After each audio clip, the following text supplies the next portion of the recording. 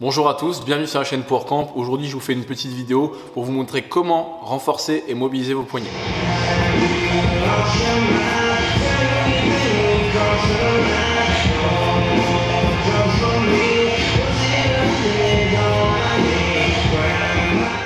Donc avoir des poignets forts, comme vous vous en doutez, ça va vous permettre de performer, que ce soit en haltérophilie, en gymnastique ou en crossfit. Mais surtout pour moi, ça va vous permettre d'éviter les blessures et de diminuer peut-être les douleurs qui sont déjà présentes sur ces articulations. Parce qu'il faut savoir que des poignets forts et mobiles, ça permet de diminuer tout simplement la contrainte qui est mise sur l'articulation dans les mouvements, par exemple, tous les mouvements en fait, vous allez être en overhead. Comme vous vous en doutez, avec mon activité, c'est-à-dire le breakdance et la gym, je passe énormément de temps sur les poignets. Donc les circuits que je vais vous montrer aujourd'hui, c'est les circuits que je fais moi personnellement et qui sont intégrés à ma programmation.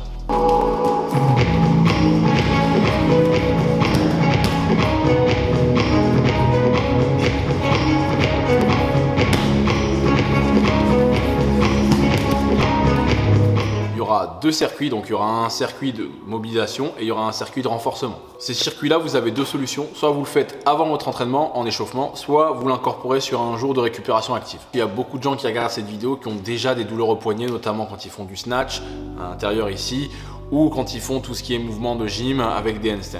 Donc vraiment l'objectif de cette vidéo, c'est de vous aider à ne plus avoir de douleur ou en tout cas à prévenir des blessures potentielles qui pourraient arriver.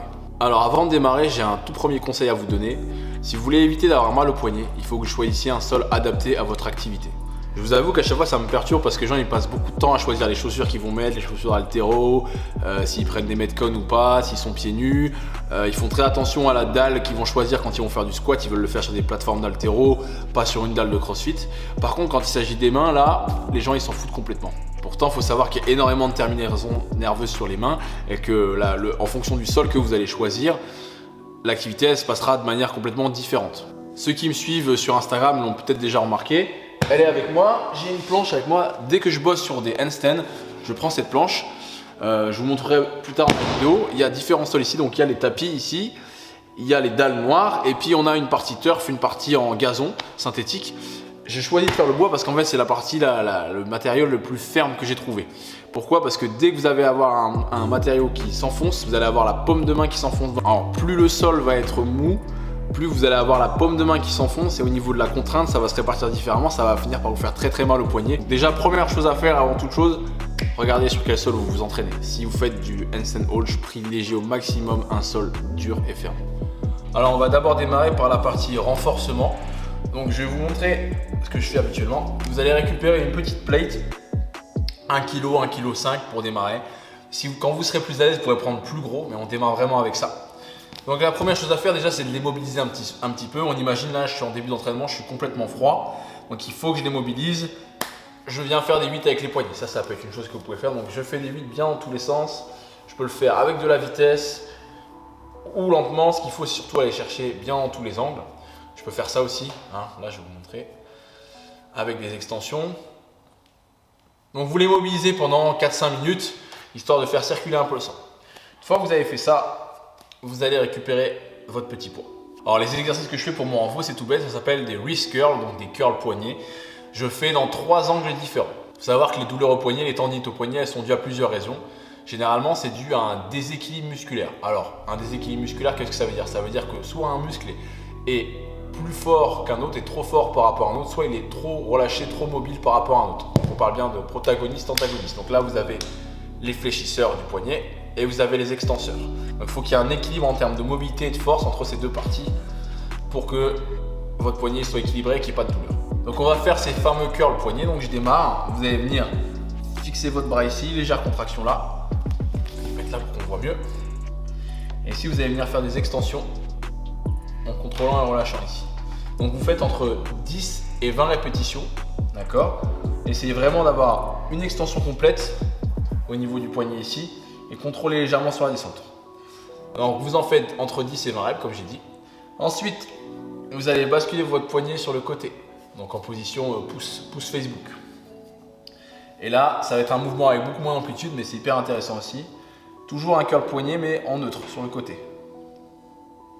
Donc pareil, entre 10 et 20 répétitions. Et enfin, on termine avec les fléchisseurs. On a fait les extenseurs ici. Maintenant, on va faire les fléchisseurs. Toujours la même position, légèrement verrouillé au niveau du coude et on vient ramener le poids. Alors là je le fais en tailleur, vous pouvez le faire assis sur une chaise. Trouvez juste un endroit où vous êtes confortable et vous pouvez vraiment vous concentrer sur la mobilisation de cette articulation et uniquement celle-là, d'accord? Il n'y a rien d'autre qui doit bouger. C'est vraiment que votre poignet qui doit bouger. Et bien évidemment, on fait l'autre côté. Ça me paraît logique. Alors ça vous faites entre 3 et 5 tours. C'est à vous de voir. Moi, généralement, je fais 3 tours. Et puis, entre mes tours, je remobilise un petit peu mes poignets. Je vais même commencer à les étirer un petit peu.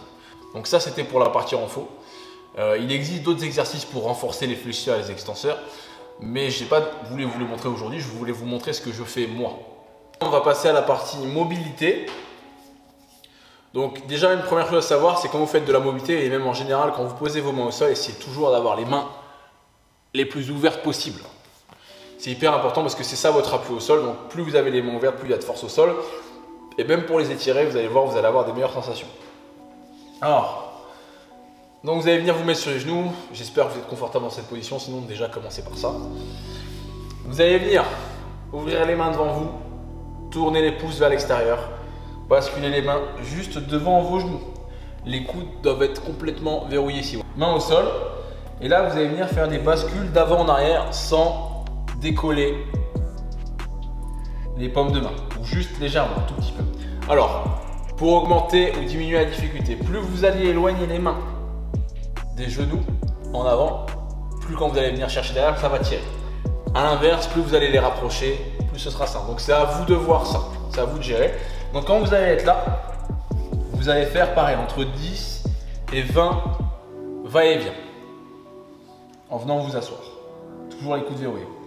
Une fois que vous avez fait vos 10 ou 20 va-et-vient, vous allez rester en tension et maintenir ici. Et vous allez maintenir pendant pareil entre 15 et 20 secondes. Et on relâche. Et pareil, entre les séries, remobilisez vos poignets. Sinon, ça risque de tirer, vous allez être engourdi. Deuxième mouvement, alors celui-là il est un peu plus douloureux. Vous allez venir poser les revers de main au sol, dans la même position, donc juste devant les genoux ou sur l'extérieur. Le coude pareil, vous avez vu, il est verrouillé ici. Et là, même chose, 10 avant-arrière.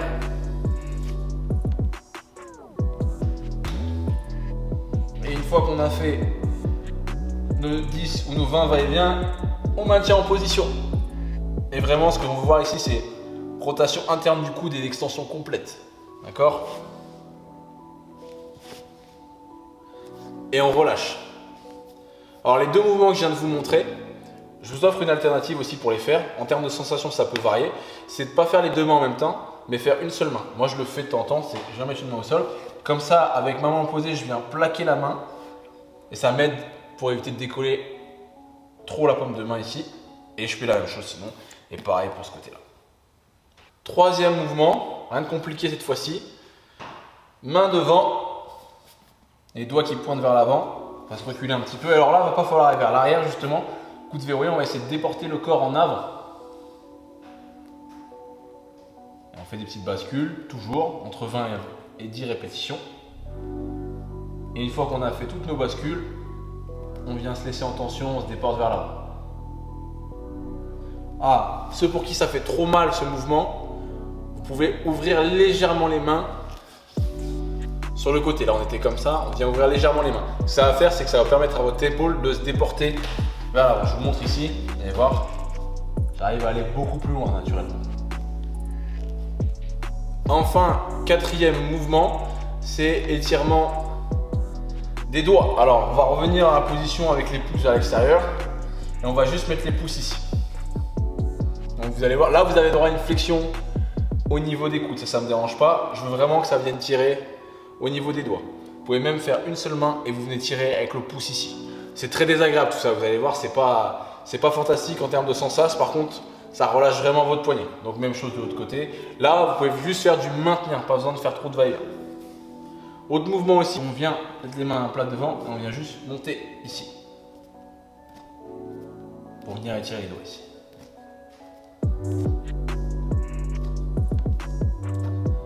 Alors je vous ai menti, je vous ai dit quatrième, enfin mais en fait j'en ai oublié un cinquième, donc on va le mettre. Celui-là il n'est pas forcément évident à mettre en place, alors on va venir étirer ici. Donc là je vais vous montrer. Les doigts, on vient les mettre ici en fléchissant. Main sur le côté. Et là, on va venir poser cette phalange-là au sol. Coude en extension et on va venir pousser le coude vers l'avant pour sentir un étirement ici. S'il faut, vous pouvez tourner encore les pouces vers l'extérieur un petit peu plus pour avoir des meilleures sensations. Et là, pareil, vous pouvez faire des va-et-vient et rester en tension. Sur la partie mobilité, vous pouvez faire plusieurs tours. C'est-à-dire que vous pouvez faire un tour sur chacun des mouvements que je vous ai montré et refaire un deuxième tour. Ça, c'est à vous de voir. Moi, ce que je fais généralement, c'est que je fais le circuit avec les wrist curls, que je le fais 3 fois. Avant, je me suis bien sûr mobilisé un petit peu. Ensuite, je fais 1 ou 2 tours sur les poignets et après, je démarre mon entraînement. Petit récap de fin, on démarre par la partie renfo. Les wrist curls sur les extenseurs pour démarrer. Ensuite, en neutre. Et enfin, sur les fléchisseurs, entre 10 et 20 répétitions, entre 3 et 5 tours. Ensuite, on passe sur les étirements. Pouce vers l'extérieur. Plus vous éloignez les mains des genoux, plus ça tire. Plus vous les rapprochez, plus c'est facile. Bascule en arrière, entre 10 et 20 avec maintien. Même chose sur le revers de main. Les coudes doivent bien être en extension et en rotation externe. Ensuite, les mains avec les doigts qui pointent vers l'avant. On essaie de faire basculer l'épaule par-dessus la main au maximum et pareil, maintien, comme vous pouvez le voir. Ensuite, on vient étirer les doigts. Donc on revient en position initiale. Cette fois-ci, par contre, on va décoller les paumes de main au maximum pour venir uniquement étirer les doigts. On peut faire aussi des extensions. Ça, c'est à vous de voir. Et le dernier, on vient étirer les pouces. Vous devez les sentir sur cette partie que je montre à l'écran là. Essayez d'avoir les pouces en rotation externe si vous n'avez pas de sensation. Un petit problème technique, je suis obligé de refaire la dernière prise ici parce que mon micro s'est débranché tout simplement. Je voulais vous remercier d'avoir regardé la vidéo jusqu'au bout. J'espère qu'elle vous aura été utile. Si vous avez des questions concernant ce qu'on a vu aujourd'hui, laissez-le moi en commentaire. Et puis il y a d'autres vidéos qui vont venir, du coup je vais avoir besoin de vous. On s'est dit avec les gars qu'on sortirait une vidéo par jour pendant tout le confinement. Après, apparemment ça risque de se prolonger. Donc on a besoin de vous. Si vous avez des idées, des suggestions, des idées de vidéos, de ce que vous voulez, laissez-le nous en commentaire et nous on fera notre maximum en fonction de ce qui est faisable et réalisable pour répondre à vos besoins. Allez, salut!